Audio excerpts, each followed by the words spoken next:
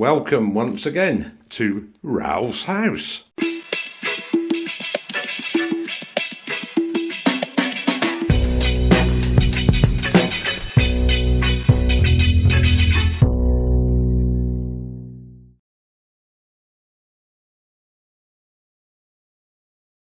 Yes, if you were watching yesterday morning, it was the house party, the infamous Stephen Pike and friends. And yeah, Steve happens to be my brother-in-law, nay brother. Yeah, great guy. And we had a lot of fun yesterday, all of us collectively. And all this plaster has dried out nicely now. As was pointed out yesterday, a lot of the wallpaper, especially the older stuff, was almost stuck on with flour and water. It sort of left a sort of gummy kind of surface. But that's no matter, because I always give the walls a light sand before I start work on them anyway. And clearly this is down to plaster, so it will need a mist coat. And look at this hallway, the amount of holes it's had and drilled in it. Mind you, a lot of it's my dad. He loved drilling holes and roll plugs. I think it was a full-time occupation. Look, there's even older ones up here. Who knows what was up there? Yeah, I think that's probably some unit. A hall stand, probably, from the 1930s. My guess. I'm going to retain this picture railing here. Because it's part of the original setup. And I'm very keen, because of this beautiful front door. And it is stunning. I love some of the blues in it. To retain that look as best I can. And now I'm not looking to take the house back to yesteryear, but there are a lot of features in this house that have been, well, let's say, lost. And things are different as you go up the stairs and as you go into the other rooms, but by and large I'm going to keep this hallway the way it should have looked. And I think possibly black and white tiles, vinyl floor, I don't know, in this area, I think, and do an equal thing with the stairs.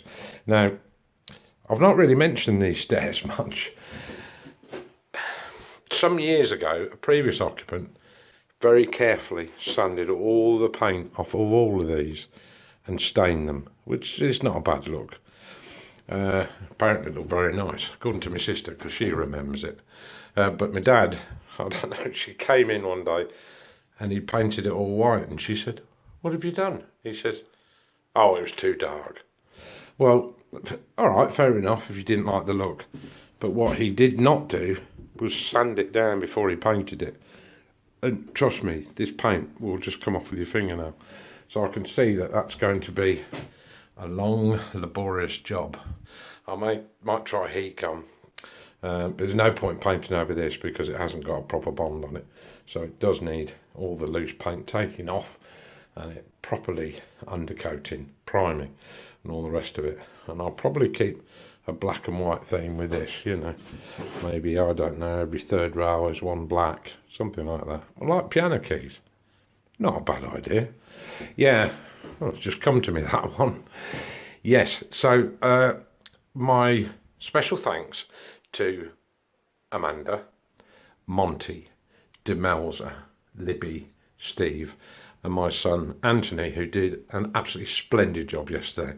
And he was a bit out of his depth and given a tin of paint and a brush, and I don't think he'd really done anything on that scale before, but bless him, he went round and painted the skirting in 2 rooms, and I checked and he did a great job, so there's no question there.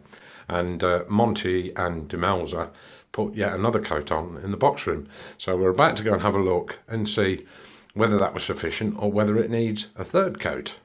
Actually, no, it doesn't. I'll tell you what, guys, you nailed it. The only thing I can find is a tiny bit in that corner, which I can touch with a brush. Probably need to go across the top of that again with primer, but that's my job, not theirs. And otherwise, this door is ready for it's ready for a silk matte finish. It's all been primed. The skirting's done because my lad's already done that. I've got a couple of cables here for a socket. I've decided, because I've really only got a week before the carpet fitter kit comes in,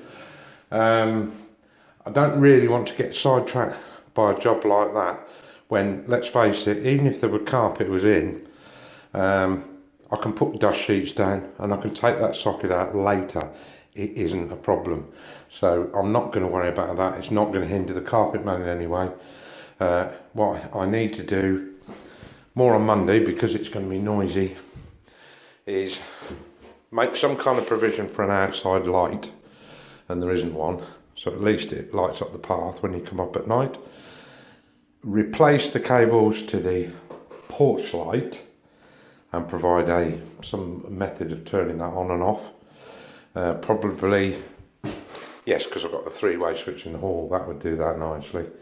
And basically finish any of the cables that have got to be dropped for when I work downstairs. Got to get those in, and in the various places.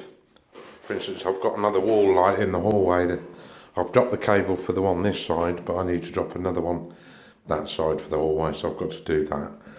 I may well be able to do that today, or certainly give it a go. Depends whether I've got to drill any holes in joists. And worth noting this, when you're doing this kind of DIY work, it's very different. Now, if you get a tradesman in and he'll say, well, I'll be there Thursday, and he's probably finished Saturday because, you know, he does it all the time, and they just want to get in, out and earn the money, which is fair enough. But when you've got to live with people either side, it's no good suddenly coming in on a Sunday morning and start using a drill or a saw or whatever. You know, they're perhaps sitting there quietly doing a jigsaw or something like that. Make them jump out of their skin. Doesn't endear very well to the neighbours. So my suggestion is, if you know you've got noisy work to do, don't do it on a Sunday at all. Just give them a day when you're not going to make that kind of noise. Give them some peace. And if you do have to do it, because inevitably you do have to make noise, please go and talk to them.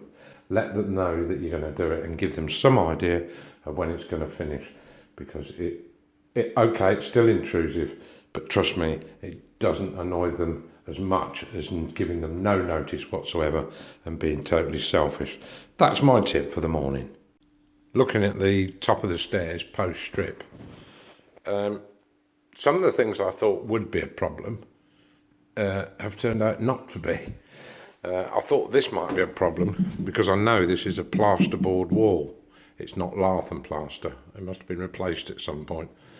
And it did look as if the wallpaper had been stuck directly to it, and it may have done.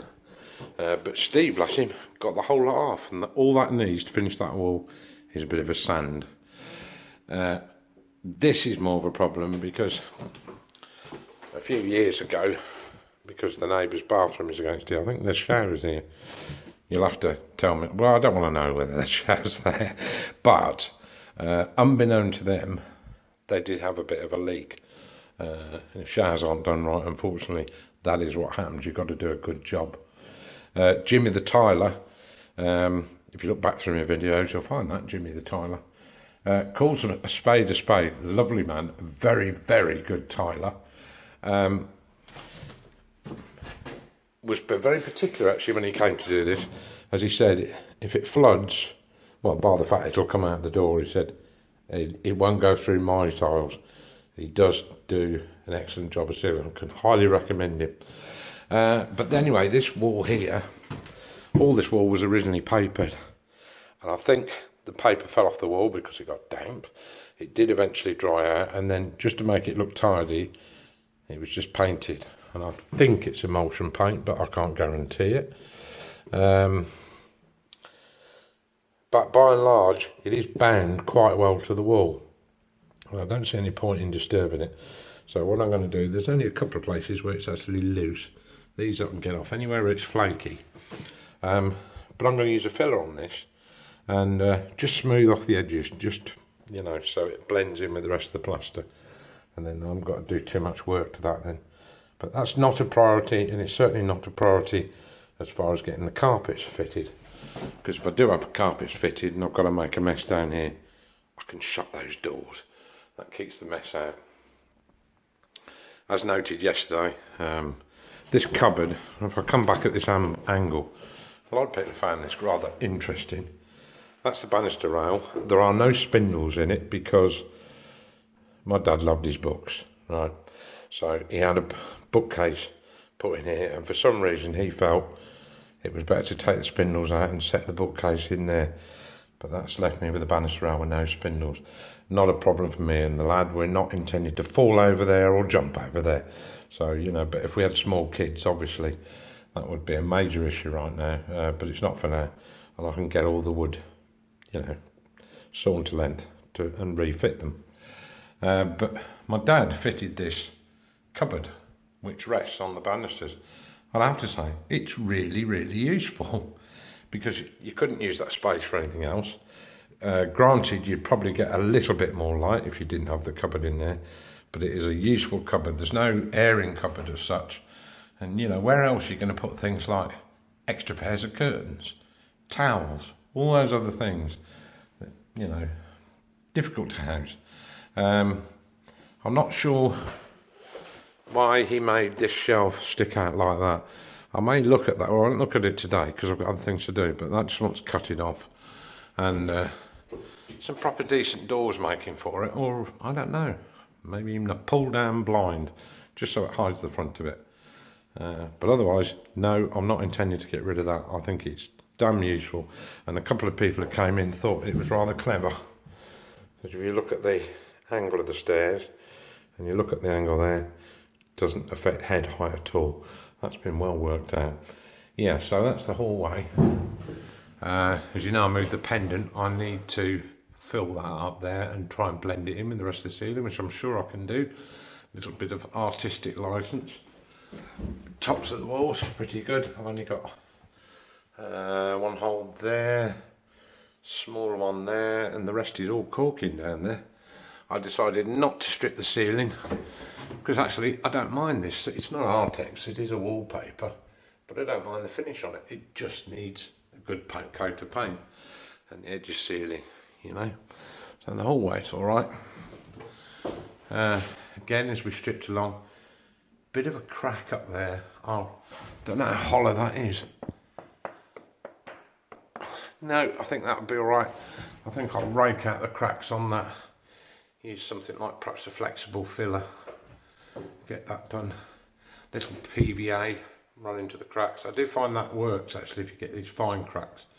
If you put some watery PVA and paint it on until, well, you can see when it's soaked, but make sure you wipe the actual surface with a wet damp sponge. Get all the PVA off it because it makes it difficult when you're trying to paint otherwise. And they've all stripped this off, so I can finally get this wall properly sanded, primed and painted. Bathroom, well, bathroom's pretty well taken care of itself. I will put a sliding door on it, but short term, in terms of moving in, the original opening door will suffice. At least you can go in and close it. But look, these are the problems. That is literally half an inch from the towel rail. It also, you get that sort of problem. So it's not ideal, but this door does fit. Something else I discovered, because I was trying to find these doorknobs, which were pretty common in 1920s, 1930s houses. And do you believe it? They still make them. Toolstation do them. They are called Mortise doorknobs. Look them up. They do them in white. They are plastic, not Bakelite. They do them in white and they do them in black. Still haven't made up my mind, but I think I'm going to go for the black ones because the doors will be white. It'll just give a bit of a contrast. And they come with this back plate as well, a new one that actually fits. In fact, you get two with it, but of course, on the inside, if you don't want the one on the inside, you can kind of discard it. But at £1.98 for two knobs, these face plates, and the bar through the middle, and the screws, the whole lot, £1.98, it's a no-brainer. Just go and buy some new ones. That's what I'm going to do with that. So I shall get enough to do 4 doors up here, so at least they will match. And we'll look at it then. Don't know about the doors, whether to do them white, which I think may be a little over the top, or actually paint them a cream colour. Don't know. Possibly. I'm still thinking about that one. This room, as you know, is done. There's nothing whatsoever to do in this room apart from put a carpet in it and put the furniture in. I might run a little bit of sealant around the edge just to sharpen these sockets off. That one needs tightening up. Also need to put the wall light on there. Won't be doing that till Monday because that's noisy. And they've got two baby twins that side. Beautiful, beautiful kids. And I don't want to make them jump out of their skin when they're in their prams. So I won't be doing that today. Not fair. The big one up here is this room. And the team who were here yesterday for the house party also put some extra paint on here for me. Because I'd miscoated these and they've now started to put layers of emulsion on. It's a little patchy, I don't know if it'll show it on the camera, a little patchy there, little patchy there. That's okay, just needs a couple more coats on that. I'll probably do some of that today, because I don't want to make too much noise. And I'd also like to put these sockets on and see how they fit and whether they're going to the back boxes or not, you know.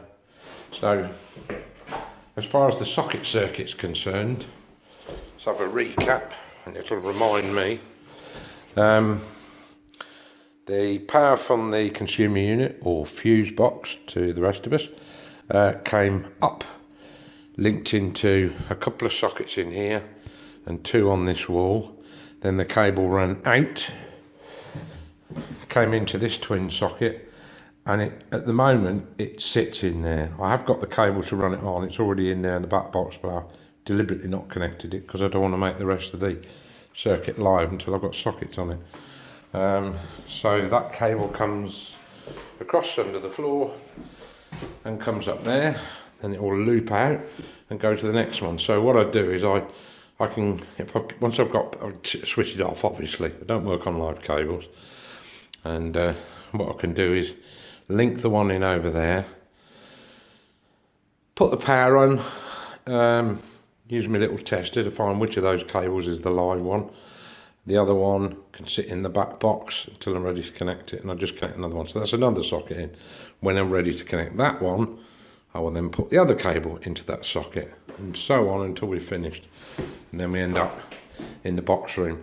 Box room, I had intended to put a couple of sockets in there, but we just felt a double socket in there because it's such a small room would suffice. And if it really does need some power outlets, well, we can all plug in an extension lead. I think my plan is to put my computer in there. I do not want it in my bedroom. I think when I go to bed, I go to bed. I don't want to be looking at a blue screen. So we are where we are now.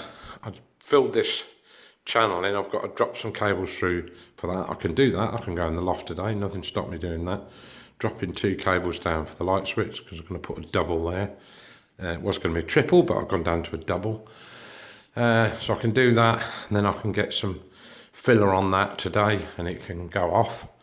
Sand it perhaps tomorrow, and then that's ready to paint. That's done. I do have to chase out the back box, but I can do that in the week when I can make more noise. Otherwise that wall would be finished. Finished over there. I think that's tidy enough above the door. This wall's now nice and flat now. I don't think there's anything major. This is the sort of thing you see when you're doing miscoats. And can you see that? Yeah, they suddenly show up, don't they? So when I mix up some filler, I will hit that. They're annoying. They're not the end of the world, but they're annoying.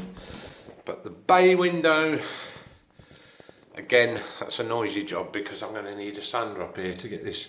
See these little loose flakes off it. Most of that paint is bonded quite well, but it's just gone in a few places. I think at one time the roof had a leak. I don't quite know the history of it, but I know my father had a brand new roof put on this, so I'm very fortunate in that way. So if I can sand that off, get a layer of, so there's no loose bits, just use polyfiller to bring it to a surface, paint it white and that will do.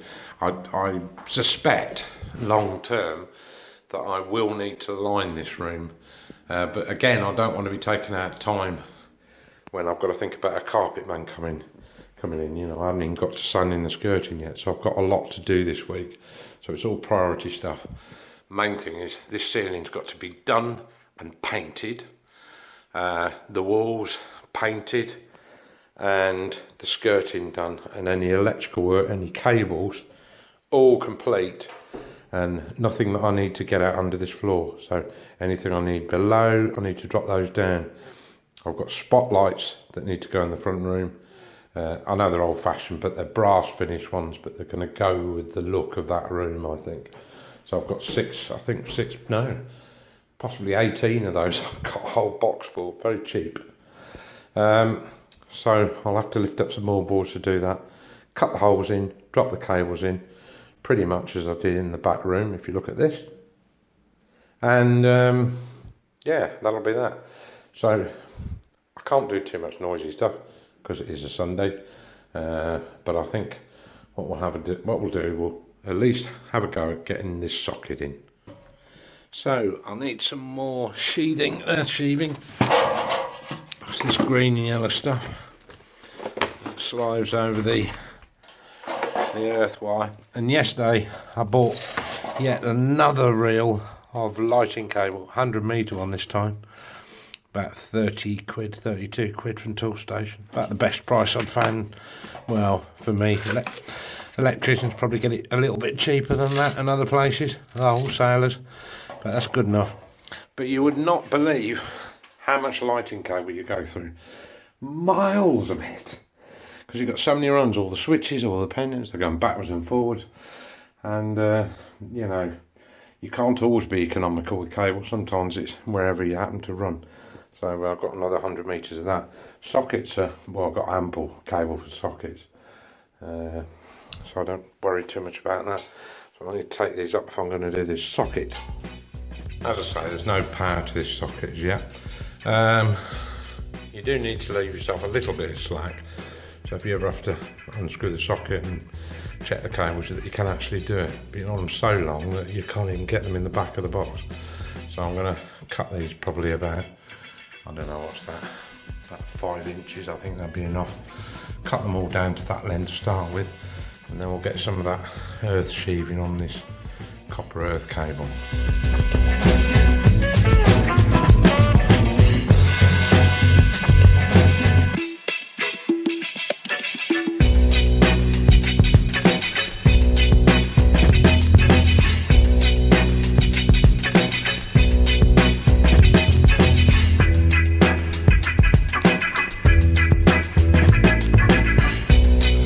Challenge now is to try and get them in the back of the box.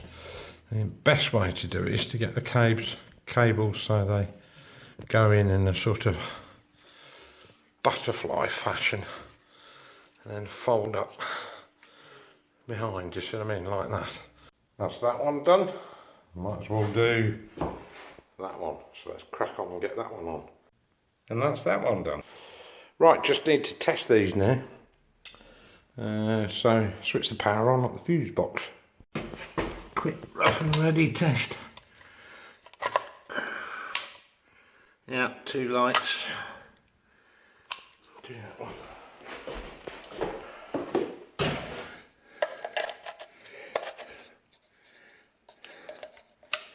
Yep. Right, that's it from Ralph's house for today. Thanks for watching. Thanks for subscribing. And by doing that, of course, you support the channel if you keep watching.